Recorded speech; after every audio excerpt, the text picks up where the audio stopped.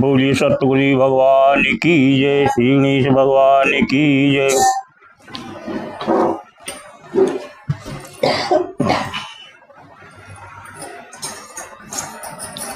गजाननं भूतगणाधिसेवितं कपितजम्बूफलचारुभक्षणं मातरं शोकविनाशकारकं नमामि विघ्नेश्वरपादपङ्कजम्। गुरु ब्रह्मा गुरु विष्णु गुरु देवो महेश्वर गुरु साक्षात् परब्रह्म तस्मै श्री गुरुवे नमः। वसुदेव सुतं देवकांशानुमातरं देवकी परमानन्दं कृष्ण वन्दे जगद्गुरु। आकाशात् तोयं पत्रमिता गच्छति सागरं सर्वे नमस्कारं प्रति गच्छति कीशवम्। बोले शंकर भगवान की जय, विष्णु भगवान के, कमलनयन भगवान की जय। भगवान शंकर की गुणगान करने के लिए शिव पुराण की महापुण्यमयी कथा को प्रारंभ करते हुए भगवान शंकर की स्तुति करके फिर कथा का प्रारंभ करेंगे। कथा प्रारंभ होते है, सुनो वीर हनुमान, राम लखन श्री जानकी सदा करें कल्याण। देने को टुकड़ा भला, लेने को हरि नाम, तुलसी दया न छोड़िए जब तक घट में प्राण। एक घड़ी आधी से पुनियाद, बजे जो श्री राम को कटे कोटि अपराध। सुतदारा और लक्ष्मी पापी को भी हो, संत समागम हरि कथा तुलसी दुर्लभ रोय। तुलसी इस संसार में सबसे मिली दाई, न जाने किस वेश में नारायण मिल जाए। बोले विष्णु भगवान की जय, कमलनयन भगवान की जय। भगवान शंकर का ध्यान करते, भगवान शंकर के गुणों का अनुवाद करते, भगवान शंकर की प्रार्थना करते हैं। प्रभु प्राणनाथम विभुम विश्वनाथम, जगन्नाथ नाथम सदानंदवायम। भवभूतेश्वर भूतनाथम शिवर शंकरम शंभुमीशानवीरे। गलिरुण्डमालं तनो सर्पजालं, महाकालिकालं गणेशादिपालं। जटाजूटभंगोत्तरगय विशालं, शिवशंकरं शंभुमीशानमीरे। मूलामाकरं मंडनं मंडमंडं, महामंडलम भस्मभूषावतरम। अनादि है पारम महामोहमारम, शिवशंकरम शंभुमीशानवीरे। तटादुर्निवासम महाटाटहासम, महापापनाशम सदा सुप्रकाशम। गिरीशं गणेशं महेशं सुरेशं, शिवशंकरं शंभुमीशानमीरे। गिरान्द्रात्मजावरसहिताधरेऽहं, गिरो संस्थितं सर्वदाससन्नगेऽहं। परं ब्रह्म ब्रह्मादिर्भवन्दमानं, शिवशंकरं शंभुमीशानमीरे। कपालं त्रिशूलं कराभ्यां दधानं, पदाम्बजूनं भ्राम्रं कामददानं। बलिवर्धमानं सुराणां प्रधानं, शिवं शंकरं शंभुमीशानमीरे। शरच्चंद्रमात्रं गुणानंदपात्रं, त्रिनेत्रं पवित्रं गणेश शिवमित्रम्। अपर्णाकलंत्रं चरित्रं विचित्रं, शिवशंकरं ईशानमीरे। सर्वसर्वहारं चिताभुविहारं,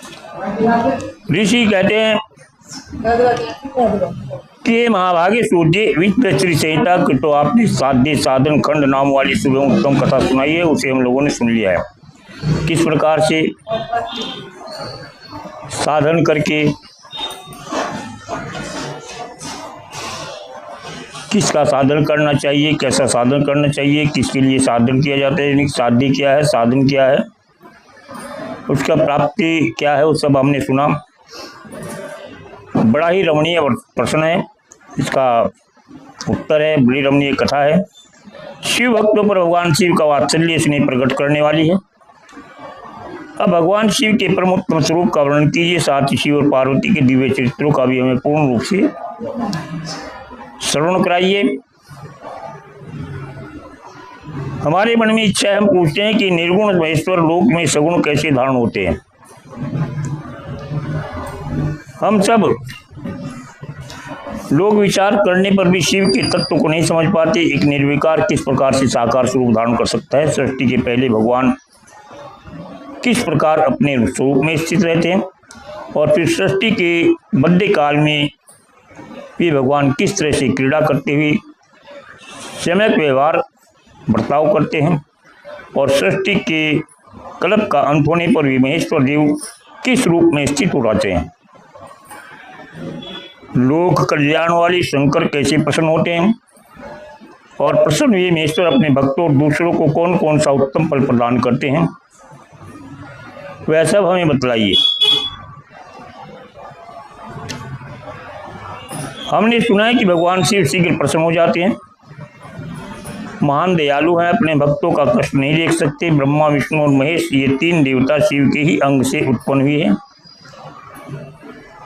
उनके प्राकट्य की कथा तथा उनके विशिष्टों का वर्णन कीजिए। आप उमा के आविर्भाव और विवाह की भी कथा हमको सुनाइए।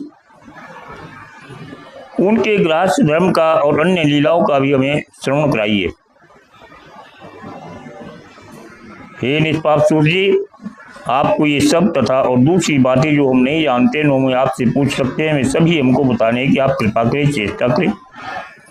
आपकी इतनी कृपा हमारे ऊपर होगी, क्योंकि जब तक कोई जिज्ञासा न हो तो उसकी शांति का उपाय नहीं मिलता। ऋषियों ने सूर्य से अपने मन की जिज्ञासा उत्पन्न की। सूर्य ने उनका जो अति उत्तम और निष्पाप उत्तर है वो दिया। सूर्य ने कहा कि मुनीश्वरों, आप लोगों ने बड़ी उत्तम बात पूछी है। सदाशिव की कथा में आप लोगों का जो आंतरिक निष्ठा है, श्रद्धा है, भावना है, उसके लिए आप धन्यवाद के पात्र हैं।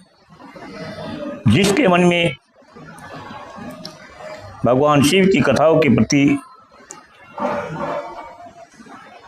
इच्छा उत्पन्न होती है, उनको जानने की चेष्टा होती है, उत्कंठा होती है, और तीव्रता जितनी ज़्यादा होती है उतने ही वह धन्यवाद का पात्र होता है। ये सब भगवान की कृपा होती है, तभी ऐसा होता है।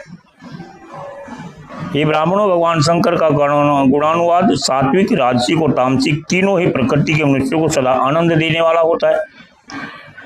पशुओं की हिंसा करने वाले निष्ठुर कसाई के सिवा दूसरा कौन पुरुष उस गुणानुवाद को सुनने से उब सकता है, अर्थात वह सदैव सुनते रहना चाहता है।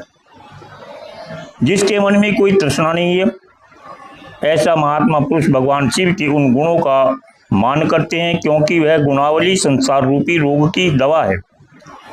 मन तथा कानों को प्रिय लगने वाली और संपूर्ण मनोरथों को पूर्ण करने वाली है।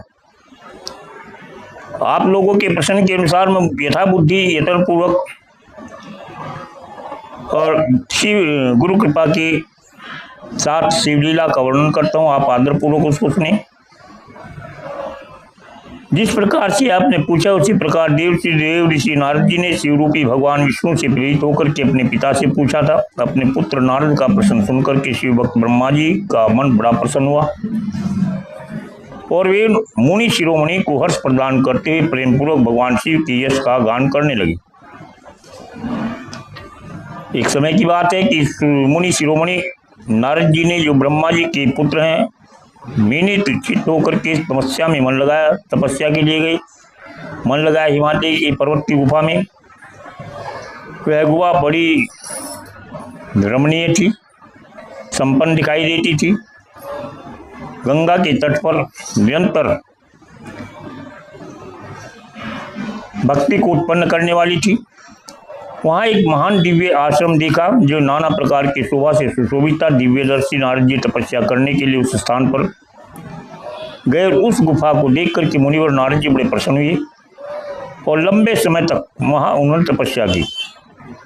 उनका अंतःकरण शुद्ध था। वे दृढ़तापूर्वक आसन बांध करके मौन होकर के प्राणायाम पूर्वक समाधिस्थ हो गए। वह समाधि लगाई जिसमें ब्रह्म का साक्षात्कार करने वाला अहम ब्रह्मास्मि मैं ब्रह्म हूँ यह विज्ञान प्रकट होता है। ब्रह्म का और इस आत्मा का साक्षात्कार हो जाता है। ऐसी समाधि लगाई। मुनिवर नारद जी इस प्रकार तपस्या करने लगे। उस समय यह समाचार पाकर के देवराज इंद्र बड़े विक्षुब्ध हुए। उनको भय उत्पन्न हुआ। वे मानसिक संताप से विवल हो गए। ये नारद मुनि शायद है मेरा राज्य लेना चाहते हैं इसलिए तपस्या कर रहा है। ऐसा मन में सोच आते ही इंद्र ने उनकी तपस्या में विघ्न डालने के लिए प्रयत्न करने की इच्छा की। देवराज इंद्र ने अपने मन से कामदेव का स्मरण किया। स्मरण करते ही कामदेव वहां गए। तब इंद्र ने नारद जी की तपस्या में विघ्न डालने का आदेश दिया। यह आज्ञा पाकर के कामदेव प्रसन्न वसंत को साथ लेकर के बड़े गर्व से उस स्थान पर गए जहां पर नारद जी तपस्या कर रहे थे और वहां पर जाकर के शीघ्र इन्होंने अपनी सारी कलाएं सारी मायाएं रच डाली। वसंत ने भी मदमस्त होकर के अपना प्रभाव अनेक प्रकार से प्रकट किया।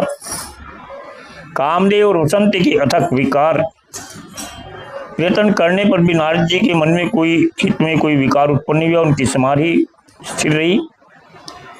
महादेव जी के अनुग्रह से उन दोनों का गर्व चूर्ण हो गया। महादेव की इच्छा थी कामदेव का वसंत का जो है गर्व चूर्ण। वे बड़े गर्वित थे। उनका गर्व दूर करने के लिए भगवान शिव की विशेष कृपा हुई और नारद जी की समाधि स्थिर रही। हे सोनाकारी ऋषियों, यह भगवान की कृपा से हुआ। इसका कारण यही था। इसलिए नारद जी के ऊपर कामदेव का कोई प्रभाव नहीं पड़ा क्योंकि पहले समय में इसी आश्रम में कामशत्रु भगवान शिव ने उत्तम तपस्या की थी और वहीं उन्होंने मुनियों की तपस्या का नाश करने वाले कामदेव जी को बहुत भस्म कर डाला था। कभी पहले कल्प में जब वहाँ पर भगवान ने तप किया था, उस तप के प्रभाव से वहाँ पर कामदेव का प्रभाव नहीं है। उस समय रति ने कामदेव को पुनः जीवित करने के लिए देवताओं से प्रार्थना की थी। तब देवताओं के ने समस्त लोगों का कल्याण करने वाले भगवान शंकर से प्रार्थना की। उनकी प्रार्थना करने पर भगवान शंकर ने कहा कि देवताओं कुछ समय बीतने के पश्चात में कामदेव जीवित तो हो जाएंगे परंतु यहाँ उनका कोई उपाय नहीं चल सकेगा। इस स्थान पर उनका कोई प्रभाव नहीं होगा। हे देवताओं, यहाँ खड़े होकर के लोग चारों ओर तक जितनी दूर तक की भूमि को देख सकते हैं उतनी भूमि के ऊपर कामदेव के किसी भी बाणों का कोई प्रभाव नहीं होगा। इसमें कोई संशय नहीं है। भगवान शंकर की इस वचन के कारण ही उस समय महानारद जी के प्रति कामदेव का कोई विशेष प्रभाव नहीं हुआ। वह मिथ्या सिद्ध हुआ। वह शीघ्र ही स्वर्गलोक में इंद्र के पास लौट गई। वहां जाकर के कामदेव ने अपना सारा वृत्तांत कह सुनाया, मुनि का प्रभाव कह सुनाया। तत्पश्चात इंद्र की आज्ञा से वसंत के साथ अपने आप को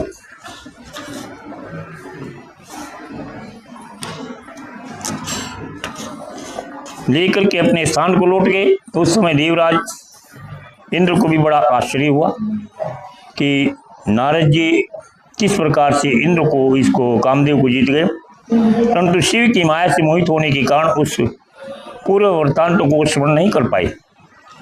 वास्तव में इस संसार के भीतर सभी प्राणियों के लिए शंभु की माया को जानना अत्यंत कठिन है। जिसने भगवान शिव के चरणों में अपने मन को समर्पित किया है उस भक्त को छोड़कर के शेष सभी जगत उनकी माया से मोहित हो जाता है। भगवान की माया दुर्जय है, उससे कोई जीत नहीं सकता। नारद जी भी भगवान के शंकर की कृपा से वहां चिरकाल तक तप में लगे रहे। जब उन्होंने अपनी तपस्या को पूर्ण हुआ समझा, उनके मन को संतुष्टि हुई तो वे उस तपस्या से विरत हुए। कामदेव पर मेरी विजय हुई ऐसा सोच करके उन मुनीश्वर के मन में व्यर्थ का ही गर्व हो गया। भगवान शिव की माया से मोहित होने के कारण उन्हें यथार्थ बात का ध्यान ही नहीं रहा। वे यह नहीं जान सके कि कामदेव के पराजित होने में भगवान शंकर का ही प्रभाव है। उस माया से अत्यंत मोहितो मुनि शिरोमणि नारद अपना काम विजय संबंधी वृत्तांत बताने के लिए तुरंत कैलाश पर जा पहुंचे। उस समय वे विजय के मध्य से उन्मत्त के वहां रुद्रदेव को नमस्कार करके गर्व से भरे मुनि ने उनको अपने आप को महात्मा मानकर के तरह अपने ही प्रभाव से कामदेव पर अपनी विजय हुई समझ करके उन्हें सारा वृत्तांत गर्व के साथ में कह सुनाया। तब भक्तवत्सल भगवान शंकर ने नारद जी से कहा कि जो अपनी ही माया से मोहित होने के कारण काम विजय के यथार्थ कारण को नहीं जानते थे और अपने विजय को भी विवेक को भी अपने खो बैठे थे, बुद्धि को, तो उनको शंकर भगवान ने कहा कि हे तात नारद, तुम बड़े विद्वान हो, धन्यवाद की पात्र हो, परंतु मेरी ये बात ध्यान देकर के सुनो। अब से फिर कभी ऐसी बात किसी के सामने मत कहना, विशेषतः भगवान विष्णु के सामने तो इसकी अगर चर्चा चले तो भी चुप रहना।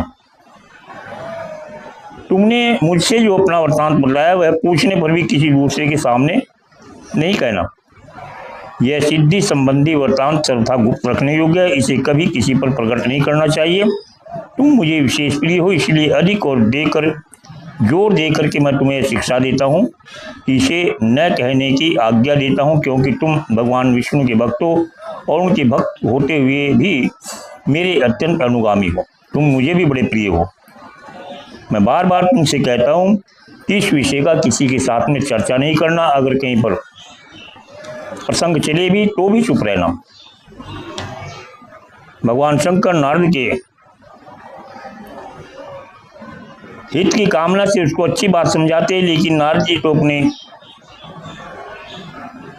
अहंकार के गर्व में डूबे थे। भगवान शंकर की बात सुन करके उनको बड़ा अटपटा सा लगा। इस प्रकार बहुत कुछ कह करके संसार की सृष्टि करने वाले भगवान रुद्र ने नारद को शिक्षा दी, अपने वृत्तांत को गुप्त रखने को समझाया बुझाया, परंतु शिव की माया से मोहित थे, इसलिए उन्होंने उस शिक्षा को अपने हित कर नहीं समझा। और मुनि शिरोमणि नारद ब्रह्मलोक में गए। वहां जाकर के ब्रह्मा को नमस्कार करके उन्होंने कहा कि देखो पिताजी, मैंने अपने तपोबल से कामदेव को जीत लिया है, जिस कामदेव को शंकर भी नहीं जीत सके, क्योंकि उन्होंने उसको भस्म तो कर दिया था, लेकिन उसके ऊपर उनको क्रोध आ गया था। इसलिए मैंने उसको जीत भी लिया है और क्षमा भी किया, उसको क्रोध नहीं किया है। ब्रह्मा जी ने भगवान शिव के चरणाविंदों का चिंतन करते हुए सारा कारण जान करके अपने पुत्र को यह सब कहने से मना किया कि इसका किसी के सामने कोई जिक्र नहीं करना, इस बात को सदैव गुप्त रखना। जब भी कोई सिद्धि वगैरह आदि मिल जाए तो उसको गुप्त रखना चाहिए। अगर उसको प्रचारित किया जाए तो उसके मन में अहंकार उत्पन्न हो जाता है। अहंकार सब पापों का मूल है। उस अहंकार को दूर करने के लिए ही भगवान शंकर ने और ब्रह्मा ने नारद को समझाया कि इस वृत्तांत को किसी के सामने मत कहना, और भगवान विष्णु के सामने तो कभी भी मत कहना। लेकिन भगवान की माया बड़ी कौतुकी होती है और नारद को वो सभी अपने जो उनको समझाने वाले थे वे अहित कर लगे, और जिस बात को कहने से रोका जाए जब तक वह न हो तब तक मन को शांति नहीं मिलती। और दोनों ने, ब्रह्मा ने और रुद्र ने, भगवान विष्णु के सामने उस कथा को कहने से मना किया था। इसलिए उनके मन में विशेष करके भगवान विष्णु के सामने उसको कहने की इच्छा प्रबल हुई और अपना सारा वृत्तांत भगवान विष्णु को कहने के लिए शीघ्र ही विष्णु लोक को गए। नारद मुनि को आते देख करके भगवान विष्णु बड़े आदर के साथ उठे। शीघ्र ही आगे बढ़ करके उन्होंने मुनि को अपने हृदय से लगाया। मुनि के आगमन का क्या हेतु था इसका उन्हें पहले से ही पता था। नारद जी को अपने आसन पर बिठा करके भगवान शिव के चरणारविंदों का चिंतन करके श्री हरि ने उनसे पूछा, हे नारद,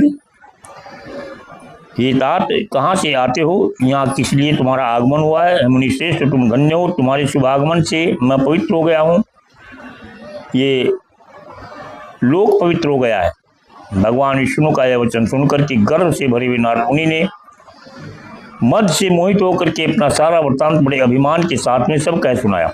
जैसा जैसा हुआ था, जिस प्रकार से उन्होंने काम को जीता था, काम की पराजय और अपना विजय बड़े गर्व के साथ में भगवान विष्णु के सामने कहा।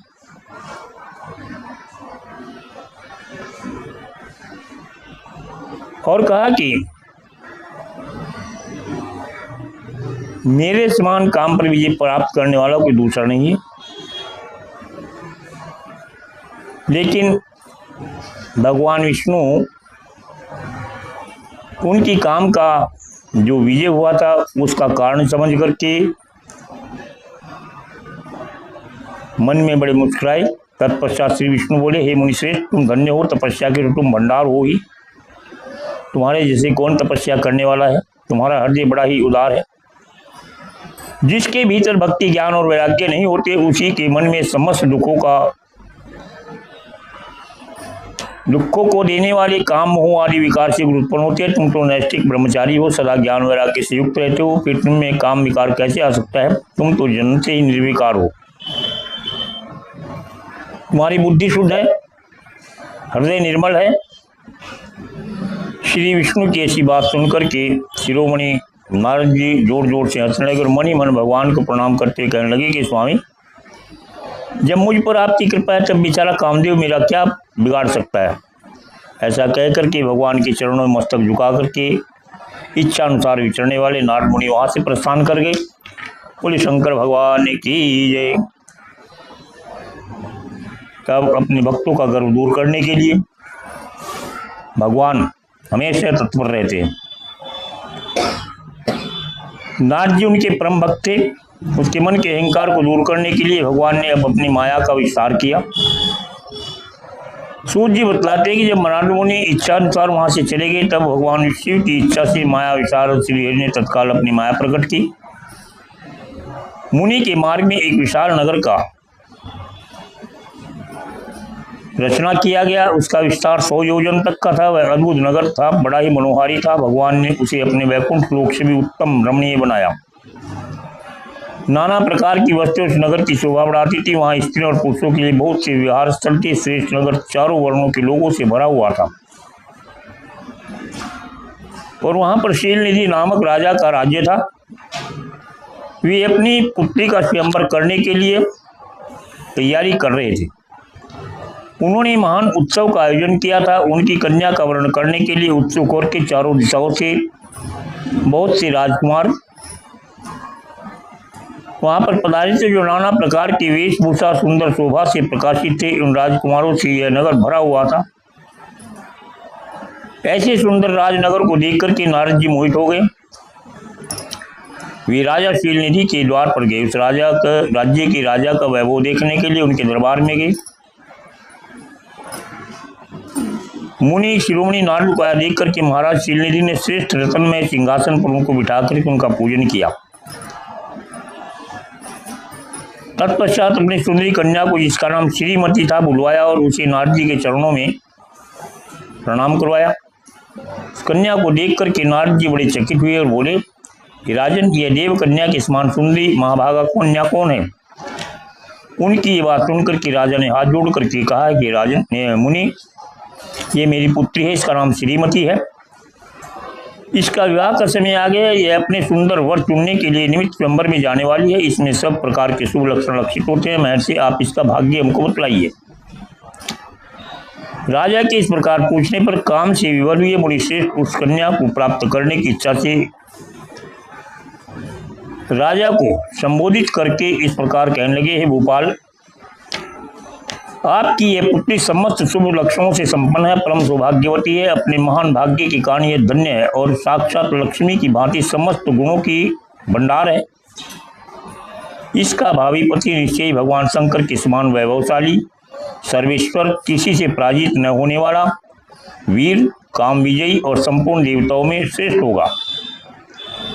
ऐसा कहकर के राजा से विदा लेकर के इच्छा अनुसार विचरने वाले नारद मुनि वहां से चल दिए। लेकिन उस कन्या को देखकर के काम के वशीभूत हो गए और शिव की माया ने उन्हें विशेष मोह में डाल दिया। विमुनि मन विचार करने लगी कि मैं इस राजकुमारी को कैसे प्राप्त करूं। स्वयंवर में आए हुए नरेशों में सबको छोड़ करके जिससे एकमात्र मेरा ही वर्ण करे, यह कैसे संभव हो सकता है। समस्त नारियों को सौंदर्य सर्वथा प्रिय होता है। सौंदर्य को देख करके वह प्रसन्नता पूर्वक मेरे अधीन हो सकते हैं, इसमें कोई संशय नहीं है। फिर ऐसा विचार करके काम से विवल होते हुए मुनिवर नारद भगवान विष्णु का रूप ग्रहण करने के लिए तत्काल उनके लोक में जा पहुंचे। वहां भगवान विष्णु को प्रणाम करके इस प्रकार बोले कि भगवान, मैं एकांत में आपसे अपना वृतांत कहना सुनाता हूँ। तब बहुत अच्छा कह कि श्री लक्ष्मीपति श्री हरिनाथ जी के साथ एकांत में गए। बोले कि नाथ, अब आप अपनी बात हमको बतलाइए। तब नाथ जी ने कहा कि भगवान, आपके भक्त जो राजा शीलनिधि है, वे सदा धर्म पालन में लगन रहते हैं, तत्पर हैं। उनकी एक विशाल लोचना कन्या है जो बहुत ही सुंदरी है, उसका नाम श्रीमती है। वह विश्वमोहिनी के रूप में विख्यात है और तीनों लोकों में सबसे अधिक सुंदरी है। हे प्रभु, आज मैं शीघ्र ही उस कन्या से विवाह करना चाहता हूँ। राजा शीलनिधि ने अपनी पुत्री की इच्छा से स्वयंवर रचाया है, इसलिए चारों दिशाओं से वहाँ हजारों राजकुमार पहुँचे हैं। हे नाथ, मैं आपका प्रिय सेवक हूँ, आप मुझे अपना स्वरूप दे दीजिए जिससे वह राजकुमारी श्रीमती निश्चय मेरा वर्ण कर ले। मैं उससे विवाह करना चाहता हूँ। सूर्य बतलाते हैं कि महर्षि नारद मुनि की ऐसी बात सुनकर के भगवान अपनी माया का विस्तार देख करके हंसने लगे और भगवान शंकर के प्रभाव का अनुभव करके उन दयालु प्रभु ने उन्हें इस प्रकार से कहा, हे मुनि, तुम अपने अभिष्ट स्थान को जाओ, मैं उसी तरह तुम्हारा हित साधन करूंगा जैसे श्रेष्ठ वैद्य अत्यंत पीड़ित रोगी का करता है, क्योंकि तुम मुझे विशेष प्रिय हो। ऐसा कहकर के भगवान विष्णु ने नारद मुनि को मुख तो वानर का दे दिया और शेष अंगों में अपने जैसा स्वरूप देकर के वहां से अंतर्ध्यान हुए। भगवान की पूर्वोक्त बात सुनकर के उनका मनोहर रूप प्राप्त हो गया। समझ करके नारद मुनि को बड़ा हर्ष हुआ। अपने कृत्य कर्तव्य मानते हुए अपने को भगवान ने क्या प्रयत्न किया इसका भी समझ न सके। तदंतर मुनि श्रेष्ठ नारद शीघ्र ही उस स्थान पर जा पहुंचे जहाँ राजा शीलनिधि ने राजकुमारों से भरी स्वयंवर सभा का आयोजन किया था। ये पिपरो राजपुत्रों से घिरी उस दिव्य स्वयंवर सभा में दूसरे इंद्र की सभा के समान अत्यंत शोभा पा रही थी। नारद जी उस राजसभा में जाकर के बैठे। वहां बैठ करके प्रसन्न मन से बार बार ये सोचने लगे कि भगवान विष्णु के समान रूप धारण किए हुए हैं, अतः राजकुमारी अवश्य ही मेरा वर्ण करेगी, दूसरे का नहीं करेगी। मुनि श्रेष्ठ नारद को इस बात का भान नहीं था कि मेरा मुंह कितना कुरूप है। उस सभा में बैठे हुए सब मनुष्यों ने मुनि को उनके पूर्व रूप में ही देखा। वो किसी को वानर रूप में दिखाई नहीं दिए, वो मुनि रूप में दिखाई दिए सबको। राजकुमार आदि कोई भी उनके रूप परिवर्तन के रहस्य को नहीं जान सके। मां नारद जी की रक्षा के लिए भगवान रुद्र के 2 पार्षद आए हुए थे, जो ब्राह्मण का रूप धारण करके गूढ़ भाव से वहां बैठे हुए थे। वे ही नारद जी के रूप परिवर्तन के उत्तम भेद को जानते थे। वे ही नारद जी को वानर रूप में देख रहे थे। मुनि को कामावेश से गूढ़ हुआ जानकर के दोनों पार्षद निकट गए और आपस में बातचीत करते उनकी हंसी उड़ाने लगे। लेकिन मुनि तो काम के वश में थे, उन्होंने उनकी बातों को नहीं समझा, अनसुनी कर दिया। वे मोहित होकर के श्रीमती को प्राप्त करने की इच्छा से उसके आगमन की प्रतीक्षा करते रहे। तभी वहां पर सुंदरी राजकन्या स्त्रियों से घिरी हुई अंतपुर से आई।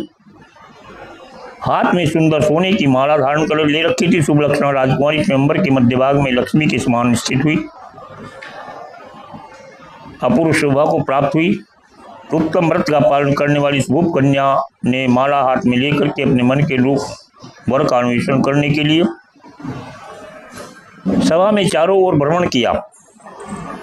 नारद मुनि का भगवान विष्णु के समान सिर और वानर जैसा मुख देख करके वह कुपित हो गई और उनकी ओर से दृष्टि हटा करके दोबारा देखा भी नहीं। अपने प्रसन्न वांछित मनवांछित वर को देखने लगी, लेकिन वहां पर अपने मनवांछित वर को न पाकर के वह बड़ी भयभीत होगी। राजकुमारी सभा के भीतर चुपचाप खड़ी रहेगी कि उसने किसी के गले में जयमाला नहीं डाली। इतने में राजा के समान वेशभूषा धारण किए भगवान विष्णु वहां पहुंचे। केवल उस कन्या की ही दृष्टि उन पर पड़ी और किसी ने उनको नहीं देखा। भगवान को देखते परम सुंदरी राजकुमारी का मुख प्रसन्नता से खिल उठा। उसने तत्काल उनके कंठ में वह माला डाल दी। राजा का रूप धारण करने वाले भगवान विष्णु उस राजकुमारी को लेकर के वहां से अदृश्य हुए और अपने धाम में जा पहुंचे। इधर सब राजकुमार श्रीमती की ओर से निराश हो गए। नारद मुनि तो काम वेदना से बड़े आतुर हो गए, इसलिए वे अत्यंत विवल हो उठे। तब वे दोनों विप्रधारी रूपधारी जो ज्ञान विशाल रुद्र के गण थे, वे नारद जी से उस शिक्षण बोले, हे नारद जी, हे मुनि, तुम व्यर्थ ही काम से मोहित हो रहे हो और सौंदर्य के बल से राजकुमारी को पाना चाहते हो तो अपना वानर के समान ये घृणित मुख देख लो। सूर्य जी कहते हैं कि महर्षियों रुद्र गणों का वचन सुन करके नारद मुनि को बड़ा विस्मय हुआ। वे शिव की माया से मोहित थे। उन्होंने दर्पण में अपना मुख देखा। वानर के समान अपना मुख देख करके तुरंत ही क्रोध से जल उठे। माया से मोहित होने के कारण उन दोनों शिवगणों को उन्होंने श्राप दिया कि अरे तुम दोनों ने मुझ ब्राह्मण को उपहास किया है, मेरा मजाक उड़ाया है, अतः तुम ब्राह्मण के अंश से उत्पन्न होकर के राक्षस हो जाओ। ब्राह्मण की संतान होने पर भी तुम्हारे आकार राक्षस के समान ही होंगे। तुम इस प्रकार से अपने लिए साफ सुनकर के वे दोनों ज्ञान शिरोमणि शिवगण मुनि को मोहित जान करके, विक्षिप्त जान करके कुछ नहीं बोले। ब्राह्मणों वे सदा सब घटनाओं में भगवान शिव की इच्छा मानते थे, रुद्र के गण थे। भगवान की इच्छा मान करके उन्होंने स्वीकार किया, अतः उदासीन भाव से अपने स्थान को चले गए और भगवान शिव की स्तुति करने लगे। अब आगे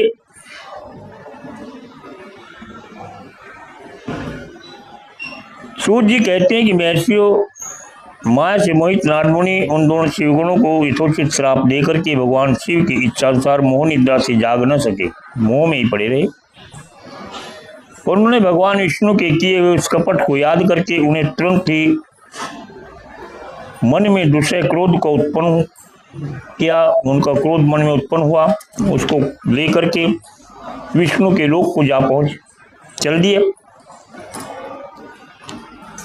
जिस प्रकार से समिधा पा करके प्रज्वलित अग्निदेव की भांति अग्नि प्रज्वलित हो जाती है, उसी प्रकार वे क्रोध से जलते हुए बोले कि उनका ज्ञान नष्ट हो गया, इसलिए वे दुर्वचन पूर्वक व्यंग सुनाने लगे। जब क्रोध हो जाता है तो विवेक मर जाता है और जब विवेक शून्य हो जाता है मनुष्य तो ऊटपटांग बातें करने लगता है। ऐसा नारद जी के साथ हुआ। उन्होंने भगवान को दुष्ट वचन कहने प्रारंभ किए।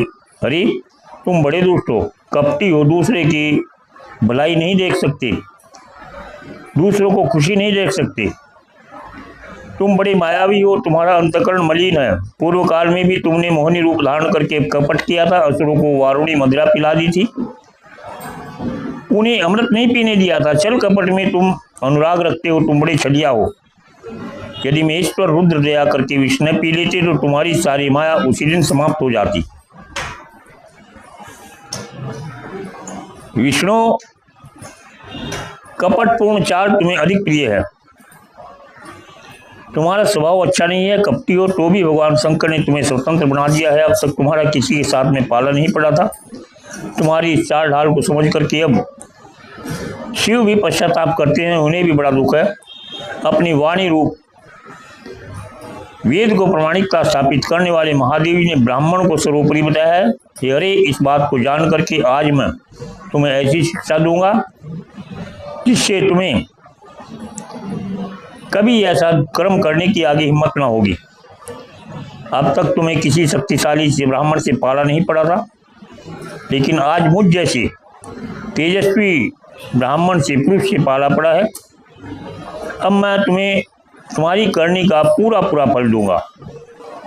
भगवान विष्णु से ऐसा कहकर के माया मोहित नारद मुनि अपने ब्रह्म तेज का प्रदर्शन करते हुए क्रोध से खिन्न उठे और श्राप देते हुए बोले कि विष्णु, तुमने स्त्री के लिए छल किया है, मुझे व्याकुल किया है, तुम इसी तरह सबको मुंह में डालते रहते हो। यह कपटपूर्ण व्यवहार कार्य करते हुए तुमने जिस स्वरूप से मुझे संयुक्त किया था उसी स्वरूप से तुम मनुष्य हो जाओ और स्त्री के वियोग का दुख भोगो। तुमने जिन वानरों के समान मेरा मुख किया था वे ही उस समय तुम्हारे सहायक होंगे। तुम दूसरों की दूसरों को स्त्री विरह का दुख देने वाले हो, तो स्वयं भी तुम्हें स्त्री के वियोग का दुख प्राप्त हो। अज्ञान से मोहित होकर के मनुष्यों की भांति तुम विलाप करते हुए स्थित हो। अज्ञान से मोहित हुए नारद जी ने मोहवश में श्रीहरि को इस प्रकार से श्राप दिया। तब उन्होंने शंभु की माया की प्रशंसा करते हुए उस श्राप को स्वीकार कर लिया भगवान विष्णु ने। तदनंतर महालीला करने वाले शंभु ने अपनी उस विश्व मोहिनी माया को, जिसके कारण ज्ञानी नारद जी मोहित हुए थे, उसका आकर्षण कर लिया, उसको खींच लिया, माया हटा दी। उस माया के तिरोहित होते ही, हटते ही नारद मुनि जी पूर्वत शुद्ध बुद्धि वाले हो गए। उन्हें पूर्ववत ज्ञान प्राप्त हो गया और उनकी सारी व्याकुलता जाती रही। इससे उनके मन को बड़ा विस्मय हुआ। वे अधिकाधिक पश्चाताप करके बारंबार अपनी निंदा करने लगे। उस समय उन्होंने ज्ञानियों को भी मोह में डालने वाली भगवान शंभु की माया की सराहना की। तदंतर यह जान करके कि माया के कारण ही मैं भ्रम में पड़ गया था, यह सब कुछ मेरा मायाजनित भ्रम ही था, वैष्णव शिरोमणि नारद जी भगवान विष्णु के चरणों में गिर पड़े। भगवान श्रीहरि ने उन्हें उठा करके खड़ा किया, आश्वस्त किया। उस समय अपनी बुद्धि नष्ट हो जाने के कारण वे यूँ बोले, हे नाथ, माया से मोहित होने के कारण मेरी बुद्धि बिगड़ गई थी, इसलिए मैंने आपको आपके प्रति बहुत दुर्वचन कहे, आपको श्राप तक दे डाला। प्रभु, उस माया को आप मिथ्या कर दीजिए, उस श्राप को जो मैंने कहा उसको मिथ्या कीजिए, उसको मिटा दीजिए। ये मैंने बड़ा पाप किया है, अब मैं निश्चय नरक में जाऊंगा। मैं आपका दास हूँ, बताइए मैं क्या करूँ? कौन सा प्रायश्चित मेरे लिए है जिससे मेरा पाप समूह नष्ट हो सके और मुझे नरक में न जाना पड़े? ऐसा कह करके सुबुद्धि वाले मुनि शिरोमणि नारद जी मुनि पुनः भक्तिभाव से भगवान विष्णु के चरणों में गिर गए। उस समय उन्हें बड़ा पश्चाताप हो रहा था। तब विष्णु ने उन्हें उठा करके मधुर वाणी में कहा कि तात, तुम खेद न करो, दुख न मनाओ, तुम मेरे श्रेष्ठ भक्त हो, इसमें कोई संशय नहीं है। मैं तुम्हें एक बात बताता हूँ, उसको सुनो, जिससे तुम्हारा परम हित होगा और नरक में नहीं जाना पड़ेगा। तुम भगवान शिव का जप करो, क्योंकि भगवान शिव जो है कल्याणकारी हैं। और जो अहंकार से युक्त होकर के उन्होंने भगवान शिव की बात नहीं मानी थी, उसकी अवहेलना कर दी थी, उसी अपराध का भगवान शिव ने तुम्हें ऐसा फल दिया है, क्योंकि वे ही कर्म फल के दाता हैं। तुम अपने मन में इस दृढ़ निश्चय कर लो कि भगवान शिव की इच्छा से ये सब कुछ हुआ है, इसमें तुम्हारा कोई दोष है। सबके स्वामी परमेश्वर शंकर ही गर्व को दूर करने वाले हैं, वे ब्रह्म परमात्मा है, उन्हीं का सच्चिदानंद स्वरूप से बोध होता है। वे निर्गुण और निर्विकार हैं, सत्व रज और तम इन तीनों गुणों से परे हैं। वे ही अपनी माया को लेकर के ब्रह्मा विष्णु और महेश इन तीनों रूपों से प्रकट है। निर्गुण सगुण भी वही है, निर्गुण अवस्था में उन्हीं का नाम शिव है। वही परमात्मा, महेश्वर, परब्रह्म, अविनाशी, अनंत और महादेव आदि नामों से जाने जाते हैं। उन्हीं की सेवा से ब्रह्मा जी जगत के सृष्टा हुए और मैं तीनों लोकों का पालन करने वाला हुआ। वे स्वयं ही रुद्र रूप से सदा सबका संहार करते हैं। वे शिव स्वरूप से ही सबके साक्षी हैं। माया से भिन्न और निर्गुण है, स्वतंत्र होने का कारण अपनी इच्छा के अनुसार चलते हैं। उनका व्यवहार, आचार व्यवहार उत्तम है और अपने भक्तों पर सदा दया करने वाले हैं। ये नारद, मैं तुम्हें एक सुंदर उपाय बताता हूँ जो सुखद है, समस्त पापों का नाशक है, सदा भोग मोक्ष देने वाला है। उसको सुनो। अपने सारे भ्रम संशय को त्याग करके भगवान शंकर की सुयश का गान करो। सदा अनन्य भाव से शिव के सतनाम स्तोत्र का पाठ करो। हे मुनि, तुम निरंतर उन्हीं की उपासना और उन्हीं का भजन करो, उन्हीं के यश को सुनो और गाओ तथा प्रतिदिन उन्हीं की पूजा अर्चना करो। ये नारद, जो शरीर, मन और वाणी के द्वारा भगवान शंकर की उपासना करता है, उसे पंडित या ज्ञानी जानना चाहिए। यह जीवन मुक्त कहलाता है। शिव इस नाम रूपी दावानल से बड़े बड़े पातकों का अनायास ही नाश हो जाता है। यह सत्य है, सत्य है, इसमें कोई संशय नहीं है। जो भगवान शिव के नाम रूपी नौका का आश्रय लेते हैं, वे संसार रूपी सागर से पार हो जाते हैं। संसार के मूल भूत उनके सारे निसंदेह नष्ट हो जाते हैं। संसार के मूलभूत जो पातक रूपी वृक्ष है, उसका शिव नाम रूपी कुठार से निश्चय ही नाश मानना चाहिए। जो लोग पाप रूप दावानल से पीड़ित है, उन्हें शिव नाम रूपी अमृत का पान करना चाहिए। पाप की दावाग्नि से दग्ध होने वाले प्राणियों को शिवनामामृत के बिना कोई शांति नहीं मिल सकती। संपूर्ण वेदों का अवलोकन करके पूर्ववर्ती विद्वानों ने यही निश्चय किया है कि भगवान शिव की पूजा ही उत्कृष्ट साधन, जन्म मरण रूपी संसार बंधन के पाप का बंधन के नाश का उपाय है। आज चेतन पूर्वक सावधान होकर के विधि विधान के साथ में भक्ति भाव से निरंतर नित्य जगदम्बा पार्वती सहित महेश्वर सदाशिव का भजन करो, शिव की कथाओं को सुनो और उनकी कथाओं को गाओ तथा अत्यंत यत्न करके बारंबार शिव भक्तों को पूजन किया करो, शिव भक्तों का पूजन किया करो। हे मुनिश्रेष्ठ, अपने हृदय में भगवान शिव के उज्ज्वल श्रीनारायण बिंदों की स्थापना करके पहले शिव के तीर्थों में विचरो। इस प्रकार परमात्मा शंकर के अनुपम महात्म्य का दर्शन करते हुए अंत में आनंदवन यानी काशी को जाओ और वहाँ स्थान भगवान का स्थान है शिव का। वह स्थान भगवान शिव को बड़ा ही प्रिय है।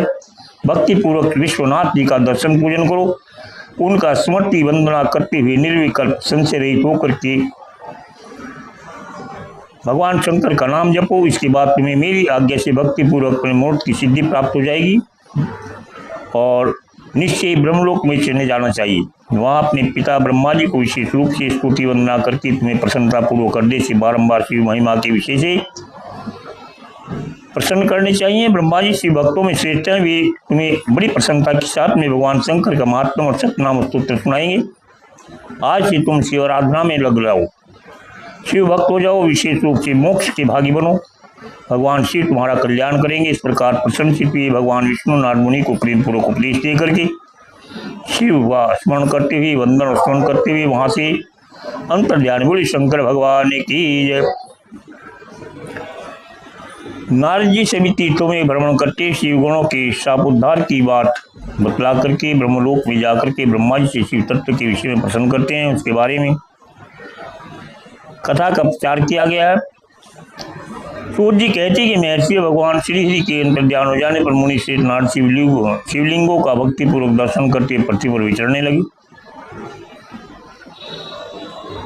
और भूमंडल पर घूम फिर कर उन्होंने भोग और मोक्ष देने वाले बहुत से शिवलिंगों का प्रेम पूर्वक दर्शन किया। दिव्यदर्शी नारद जी भूतल के तीर्थों में विचर रहे हैं, ऐसा उस समय उनका चित्त शुद्ध है ये जानकर के दोनों शिवगण उनके पास गए। उनके दिए हुए श्राप से उद्धार की इच्छा रखते वहां गए। उन्होंने आदरपूर्वक मुनि के दोनों चरण पकड़ लिए, मस्तक झुका करके भली भांति प्रणाम करके शीघ्र ही इस प्रकार कहने लगे, ये ब्राह्मण, हम दोनों शिव के गण हैं। ये मुनि, हमने ही आपका अपराध किया था। राजकुमारी श्रीमती के स्वयंवर में आपका चित्त माया से मोहित हो रहा था। उस समय परमेश्वर की प्रेरणा से आपने हम दोनों को श्राप दिया। वहां पर कुछ समय जानकर के हमने चुप रहना ही अच्छा समझा। इसमें किसी का दोष नहीं, हमें अपने कर्मों का फल प्राप्त हुआ है। अब आप प्रसन्न होकर के हम दोनों पर अनुग्रह कीजिए, कृपा कीजिए। नारद जी ने कहा कि आप दोनों महादेव जी के गण हैं और सत्पुरुषों के लिए परम सम्मानीय है, अतः मेरे मोहरहित एवं सुखदायक यथार्थ वचन को सुनो। पहले निश्चय ही मेरी बुद्धि भ्रष्ट हो गई थी, बिगड़ गई थी, मैं सर्वथा मोह के वशीभूत हो गया था, इसलिए आप दोनों को मैंने श्राप दिया। ये शिवगणों, मैंने जो कुछ भी कहा था वैसा ही होगा, वह टल नहीं सकता। फिर भी मेरी बात को सुनिए। मैं आपके लिए शापोद्धार की बात बतला रहा हूँ, उसको सुनो। आप लोग आज मेरे अपराध को क्षमा कर दें। ये मुनिवर, विश्वसभा के अंश से जन्म ग्रहण करके आप संपूर्ण दिशाओं में प्रसिद्ध कुंभकर्ण और रावण राक्षस राज का पद प्राप्त करोगे और बलवान वैभव से युक्त तथा परम प्रतापी होंगे। समस्त ब्रह्मांड के राजा होकर के शिव भक्त और जितेंद्रिय होंगे। शिव के ही दूसरे स्वरूप श्री विष्णु के हाथों मृत्यु पाकर के फिर अपने पद पर प्रतिष्ठित हो जाओगे। सूर्य जी कहते हैं कि महर्षियों महात्मा नारद मुनि की यह बात सुनकर के वे दोनों रुद्रगण प्रसन्न हुए, अपने अपने स्थान को लौट गए। नारद जी भी अत्यंत आनंदित होकर के अनन्य भाव से भगवान शिव का ध्यान करते हुए शिव तीर्थों का भ्रमण करते हुए शिव प्रिया काशीपुरी गए। वहाँ शिव स्वरूपणी एवं शिव को सुख देने वाली काशीपुरी का दर्शन करके नारद जी कृतार्थ हुए। भगवान काशीनाथ का दर्शन किया, प्रेम पूर्वक परमानंद से युक्त होकर के उनकी पूजा की, काशी का सानंद सेवन किया ये मुनि श्रेष्ठ कृतार्थता का अनुभव करते हुए प्रेम से निवल होकर के उनका नमन वर्णन और स्मरण करते हुए ब्रह्मलोक को गए। वहां पर निरंतर शिव का स्मरण करने लगे और उनका शिव का स्मरण करने से उनकी बुद्धि शुद्ध हो गई। शिव तत्व का विशेष रूप से ज्ञान प्राप्त करने की इच्छा से नारद जी ने ब्रह्मा जी को भक्तिपूर्वक नमस्कार किया। नाना प्रकार के सूत्रों का उनकी स्तुति करके उनसे शिव तत्व के विषय में पूछा। उस समय नारद जी का हृदय भगवान शंकर के प्रति भक्तिभाव से परिपूर्ण था। नारद जी कहते हैं कि परमात्मा परब्रह्म स्वरूप को जपने वाले पितामह, जगत प्रभु, आपकी कृपा प्रसाद से मैंने भगवान विष्णु के उत्तम महात्म्य का पूर्ण ज्ञान प्राप्त किया है। भक्ति मार्ग, ज्ञान मार्ग, अनन्य दुष्कर तपो मार्ग, दान मार्ग और तीर्थ मार्ग का भी वर्णन सुना है, परंतु शिव तत्व का ज्ञान मुझे अभी तक नहीं हुआ। मैं भगवान शंकर की पूजा विधि को भी नहीं जानता। हे प्रभु, आप क्रमशः इन विषयों को तथा भगवान शिव के विविध चरित्रों का तथा उनके स्वरूप तत्व, प्रकृति, विवाह, गारस्थ्य, ब्रह्म सब मुझे बतलाइए। हे निष्पाप पितामह, ये सब बातें तथा और भी जो कोई आवश्यक ऐसी बातें हो जिनको मैं नहीं जानता, जो गुप्त है, उन सब का मेरे सामने प्रकाशित कीजिए, उनका वर्णन कीजिए। हे प्रजानाथ, शिव और शिवा के आविर्भाव एवं विवाह का प्रसंग विशेष रूप से कहें। कार्तिकेय के जन्म की कथा भी मुझे सुनाए प्रभु। पहले बहुत लोगों से मैंने सुनी थी, किंतु मन को तृप्ति नहीं हुई, इसलिए आपकी शरण में हूँ। आप मुझ पर कृपा कीजिए। अपने पुत्र नारद की बात सुनकर के लोग पितामह ब्रह्मा वहां पर उनकी भ्रम को दूर करने के लिए कथा का प्रारंभ करते हैं। और उन्होंने महाप्रलय काल में केवल ब्रह्म की सत्ता का प्रतिपादन किया। उस निर्गुण निराकार ब्रह्म से ईश्वर मूर्ति सदाशिव का प्राकट्य हुआ। सदाशिव के द्वारा स्वरूप भूता शक्ति अंबिका का प्रकटीकरण हुआ। उन दोनों के द्वारा उत्तम क्षेत्र काशी या आनंदवन का प्रादुर्भाव, शिव के वाम भाग में परम पुरुष विष्णु का आविर्भाव तथा उनके सकाश से प्राकृतिक तत्वों के क्रम से उत्पत्ति का वर्णन ब्रह्मा जी ने नारद मुनि को कह सुनाया। बोले कि ये ब्राह्मण है शिरोमणि देव शिरोमणि नारद, तुमने लोगों के हित की कामना से बड़ी अच्छी उत्तम बात पूछी है, जिसके सुनने मात्र से सभी पापों का अक्षय हो जाता है। उस शिव तत्व का मैं तुमसे वर्णन करता हूँ। शिव तत्व का स्वरूप बड़ा ही उत्कृष्ट और अद्भुत है। जिस समय यह समस्त चराचर जगत नष्ट हो जाता है,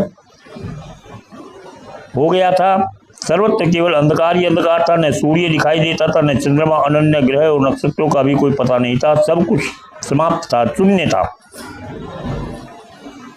न दिन होता था, न रात, न अग्नि, पृथ्वी, वायु और जल की ही सत्ता थी। प्रधान तत्व अव्याकृत प्रकृति से रहित और पूर्ण आकाश मात्र शेष था। दूसरे किसी तेज की उपलब्धि नहीं होती थी। अदृष्ट आदि का भी अस्तित्व नहीं था। शब्द और स्पर्श भी साथ छोड़ चुके थे। गंध और रूप को भी अभिव्यक्ति नहीं होती थी। रस का भी अभाव हो गया था। दिशाओं का भी भान नहीं था। इस प्रकार सब और निरंतर सूची भेद घोर अंधकार फैला हुआ था। उस समय तत्सत ब्रह्म इस श्रुति में जो सत्य सुना जाता है, एकमात्र वही शेष था। जब यह वह ऐसा जो इत्यादि रूप से निर्दिष्ट होने वाला भावात्मक जगत नहीं था, इस समय एकमात्र वह सत्य ही था। सत्य के सिवा कुछ नहीं था, जिसे योगी जन अपने हृदयाकाश में भी निरंतर देखते हैं। वह सत्य तत्व मन का विषय नहीं है। वाणी का भी वहां तक कभी पहुंचना नहीं होता। वह नाम तथा रूप रंग से शून्य है। वह न स्थूल है, न कृश है, न ह्रस्व है, न दीर्घ है, न छोटी है, न बड़ी है, न हल्की है, न भारी है। उसमें न कभी वृद्धि है, न कभी वह खत्म होता है। श्रुति भी उसके विषय में चकित भाव से है, बस इतना ही कह सकती है कि कुछ तत्व है, अर्थात उसकी सत्ता मात्र का ही निरूपण कर पाती है। उसका कोई विशेष विवरण देने में असमर्थ होती है। यह सत्य ज्ञान स्वरूप, अनंत, परमानंदमय, परम ज्योति स्वरूप, अप्रमेय, आधार रहित, निर्विकार, निराकार, निर्गुण, योगी गम्य, सर्वव्यापी, सबका एकमात्र कारण, निर्विकल्प, निरारंभ, माया शून्य, उपद्रव रहित, अद्वितीय, अनादि, अनंत, संकोच विकास से शून्य तथा चिन्मय स्वरूप है। ऐसा परब्रह्म का स्वरूप है। जिस परब्रह्म के विषय में ज्ञान और अज्ञान से पूर्ण उक्तियों द्वारा इस मकार ऊपर बताए के अनुसार विकल्प किए जाते हैं, उसने कुछ काल के बाद में सृष्टि का समय आने पर द्वितीय की इच्छा प्रकट की, एक से दो होने की, उनके भीतर एक से अनेक होने का संकल्प उदित हुआ। तब उस निराकार परमात्मा ने अपनी लीला शक्ति से अपने लिए आकार की कल्पना की। वह मूर्ति संपूर्ण ऐश्वर्य गुणों से संपन्न, सर्वज्ञानमयी, शुभ स्वरूपा, सर्वव्यापिनी, सर्वस्वरूपा, सर्वदर्शनी, सर्वकारिणी, एक सबकी एकमात्र वंदनीय, सर्वाद्या, सर्व कुछ देने वाली और संपूर्ण संस्कृतियों का केंद्र थी। उस शुद्ध रूपिणी ईश्वर मूर्ति की कल्पना करके वह अद्वितीय, अनादि, अनंत, सर्व प्रकाशक, चिन्मय, सर्वव्यापी और अविनाशी परब्रह्म अंतरित हो गया। जो मूर्ति रहित परब्रह्म है, उसकी मूर्ति चिन्मय आकार भगवान सदाशिव है। अर्वाचीन और प्राचीन विद्वान उन्हीं को ईश्वर कहते हैं। इस समय एकाकी रह करके स्वेच्छानुसार विहार करने वाले उन सदाशिव ने अपने विग्रह से स्वयं ही एक स्वरूप भूता शक्ति की सृष्टि की, जो उनके अपने श्री अंग से ही कभी अलग होने वाली नहीं थी। उस पराशक्ति को प्रधान, प्रकृति, गुणवती, माया, बुद्धि तत्व की जननी तथा विकार रहित बतलाया गया है। वह शक्ति अंबिका कही गई है। उसी की प्रकृति सर्वेश्वरी, देवजननी, नित्या और मूल कारण भी है। सदाशिव के द्वारा प्रकट की गई ये शक्ति के 8 भुजाएं हैं। इस शुभ लक्ष्मण देवी के मुख की शोभा विचित्र है। अकेली ही अपने मुखमंडल में सदा 1000 चंद्रमाओं की कांति को धारण किए रहती है। नाना प्रकार के आभूषण उसके श्रीअंगों की शोभा बढ़ाते हैं। वह देवी नाना प्रकार की गतियों से संपन्न है और अनेक प्रकार की अस्त्र शस्त्र धारण करती है। उसके खुले हुए नेत्र खिले हुए कमल के समान है। वह अचिंत्य तेज से जगमगाती है। वह सब की योनि और सदा उद्यमशील रहती हैं। एकाकिनी होने पर भी वह माया संयोग वशात अनेक हो जाती है। वे जो सदाशिव हैं, उन्हें परम पुरुष ईश्वर शिव शंभोर महेश्वर कहते हैं। वे अपने मस्तक पर आकाश गंगा को धारण करने वाले हैं। उनके बाल देश में चंद्रमा शोभा पाते हैं। उनके 5 मुख हैं और प्रत्येक मुख में 3-3 नेत्र हैं। उनका चित्त सदा प्रसन्न रहता है। वे 10 भुजाओं से युक्त और त्रिशूलधारी हैं। उनके श्रीअंगों की प्रभा कर्पूर के समान गौर है। वे अपने सारे अंगों में भस्म रमाए हैं। उन महाकाल रूपी ब्रह्म ने एक ही समय में शक्ति के साथ शिवलोक नामक क्षेत्र का निर्माण किया। उस क्षेत्र को काशी कहते हैं। यह ब्रह्म निर्वाण और मोक्ष का स्थान है, जो सबके ऊपर विराजमान है। वे प्रियतम स्वरूप शक्ति और शिव जो परमानंद स्वरूप हैं, उस मनोरम क्षेत्र में नित्य निवास करने वाले काशीपुरी परमानंद रूपणी है। ये मुनि शिव और शिवा ने प्रलय काल में भी कभी उस क्षेत्र को अपने सानिध्य से युक्त मुक्त नहीं किया, अर्थात वहाँ पर प्रलय काल में भी वहीं पर विराजमान रहे थे। इसलिए विद्वान पुरुष से अविमुक्त क्षेत्र कहते हैं। इसीलिए पिनाकधारी शिव ने पहले उसका नाम आनंदवन रखा और उसके बाद में अविमुक्त क्षेत्र के नाम से प्रसिद्ध हुआ। ये देवऋषि एक समय आनंदवन में रमण करते शिव और शिव के मन में इच्छा हुई कि किसी दूसरे पुरुष की भी सृष्टि करना चाहिए, जिस पर वह सृष्टि संचालन का महान भार रख करके हम दोनों केवल काशी में रहकर के इच्छा अनुसार विचरें और निर्माण धारण करें। वही पुरुष हमारे अनुग्रह से सदा सबकी सृष्टि करे, पालना करे, वही अंत में सबका संहार भी करे। यह चित्त एक समुद्र के समान है। इसमें चिंता की उत्ताल तरंगे उठ करके इसे चंचल बनाती। इसमें सत्व गुण रूपी रतन, तमोगुण रूपी ग्रह और रजोगुण रूपी मूंगे भरे रहते हैं। इस विशाल चित्त समुद्र के संकुचित करके हम दोनों उस पुरुष के प्रसाद से आनंद का आनंद काशी में सुखपूर्वक निवास करें। यह आनंद वन वह स्थान है जहाँ हमारी मनोवृत्ति सब ओर से सिमट कर इसी में लगी हुई है तथा इसके बाहर का जगत चिंता से आतुर प्रतीत होता है। ऐसा निश्चय करके शक्ति से सर्वव्यापी परमेश्वर शिव ने अपने वाम भाग के 10वें अंग पर अमृत मल दिया। फिर वहां से एक पुरुष प्रकट हुआ जो तीनों लोकों में सबसे अधिक सुंदरता शांत था। उसमें सतगुण की अधिकता थी तथा वह गंभीरता का अथाह सागर था। यमुने क्षमा नाम के गुण से युक्त उस पुरुष के लिए ढूंढने पर भी कहीं कोई उपमा नहीं मिलती थी। उसकी कांति इंद्रनील मणि के समान श्याम थी। उसके अंग अंग से दिव्य शोभा छिटक रही थी। वह प्रफुल्ल नेत्र कमल के समान शोभा प्राप्त कर रहे थे। श्री अंगों पर स्वर्ण की सी कांति थी। 2 सुंदर रेशमी पीताम्बर धारण किए हुए थे। किसी से भी पराजित न होने वाले उस वीर पुरुष अपने प्रचंड भुजंडों से सुशोभित हो रहा था। तदंतर उस पुरुष ने परमेश्वर शिव को प्रणाम किया। हे स्वामी, मेरे नाम निश्चित कीजिए और काम बतलाइए, मैं क्या करूं। उस पुरुष को यह बात सुनकर के महेश्वर भगवान शंकर हंसे और मंच मेघ के समान गंभीर वाणी में कहा कि वत्स, सर्वव्यापक होने के कारण तुम्हारा नाम विष्णु है। इसके सिवा और भी बहुत से नाम होंगे जो भक्तों को सुख देने वाले होंगे। तुम सुशील उत्तम तप करो, क्योंकि वही समस्त कार्यों का साधन होता है। ऐसा कहकर के भगवान शिव ने श्वास मार्ग से श्री विष्णु को वेदों का ज्ञान प्रदान किया। तदंतर अपनी महिमा से कभी अच्युत न होने वाले श्री हरि भगवान शिव को प्रणाम करके बड़ी भारी तपस्या करने लगे। शक्ति सहित परमेश्वर शिव भी पार्षद गणों के साथ वहां दृश्य हो गए। भगवान विष्णु ने सुदीर्घ काल तक बड़ी तपस्या की। तपस्या के परिश्रम से युक्त भगवान विष्णु के अंगों से नाना प्रकार की जलधाराएं निकली। ये सब भगवान शिव की माया से ही संभव था। महामुनि, उस जल से सारा संसार, सारा आकाश व्याप्त हो गया। वह ब्रह्म रूप जल अपने स्पर्श मात्र से सब पापों का नाश करने वाला सिद्ध हुआ। उस समय थके हुए परम पुरुष विष्णु ने स्वयं उस जल में शयन किया। वे दीर्घ काल तक बड़ी प्रसन्नता के साथ उसमें रहे। नार अर्थात जल में शयन करने के कारण ही उनका नाम नारायण हुआ और सूटी सम्मत नाम प्रसिद्ध हुआ। इस समय उन परम पुरुष नारायण के सिवा दूसरी कोई प्राकृत वस्तु नहीं थी। उसके बाद भी उन महात्मा नारायण देव से यथासंभव सभी तत्व प्रकट हुए। महामते विद्वान, मैं उन तत्वों को उत्पत्ति का प्रकार बतला रहा हूँ, तो सुनो। प्रकृति से महतत्व प्रकट हुआ और महतत्व से तीनों गुण प्रकट हुए। उन गुणों के भेद से ही त्रिविध अहंकार की उत्पत्ति हुई। अहंकार से 5 तन्मात्राएं हुई और उन तन्मात्राओं से 5 भूत प्रकट हुए। उसी समय ज्ञानेंद्रियों और कर्मेंद्रियों का भी प्रादुर्भाव हुआ। मनुष्य इस प्रकार ये तुम्हें तत्वों की संख्या बतलाई है। इनमें से पुरुष को छोड़ करके शेष सारे तत्व प्रकृति से प्रकट होते हैं।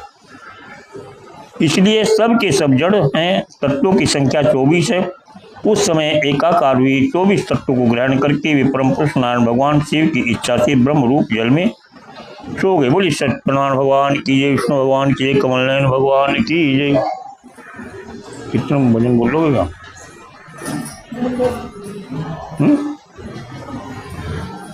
ओम नमः शिवाय, ओम नमः शिवाय, ओम नमः शिवाय, ओम नमः शिवाय, ओम नमः शिवाय, ओम